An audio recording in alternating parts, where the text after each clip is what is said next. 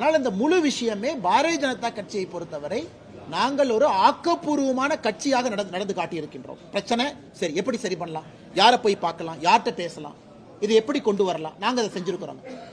திராவிட முன்னேற்ற கழகத்தை போல அரசை போல அது எப்படி அரசியல் பண்ணலாம், இதில் எப்படி மக்களை இன்னும் துன்பத்துக்குள்ளாக்கலாம் அப்படின்னு நாங்கள் செய்யலாம். அதான் அடிப்படையிலே இருவருக்கும் நடந்திருக்கக்கூடிய வித்தியாசம்.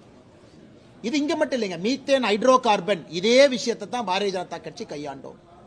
ஒரு விஷயத்தையும் சில இடத்துல தவறு நடந்திருந்தால், சில இடத்துல மக்களுக்கு பாதிப்பு இருந்தால் அதை மத்திய அரசு கிட்ட உடனே எடுத்துட்டு போய் பேசி கன்சர்ன் செக்ரட்டரியை பிரீஃப் பண்ணி நேரம் வாங்கி கொடுத்து பிரதமருடைய கவனத்துக்கு கொண்டு போய் ஒரு அரசியலமைப்பு சட்டத்தில் குறிப்பா பெடரல் டெமோக்ரஸியில் அம்பலக்காரரையா ட்ரெடிஷனல் பீப்புள் கிராமத்து மக்களுடைய குரல் டெல்லியில போய் ஒரு கேபினட் அமைச்சரனுடைய அரங்கத்துக்குள்ள ஒலிச்சு அது பிரதமர் கேட்டு அதை செஞ்சிருக்காங்கன்னா இது ஜனநாயகத்தினுடைய வெற்றி தான் மேடம்.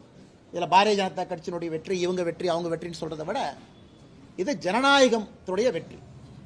அது பிரதமர் அவர்கள் தமிழகத்தின் மீது இருக்கக்கூடிய அன்பை மறுபடியும் நமக்கு உறுதி செய்து காட்டியிருக்கின்றார்.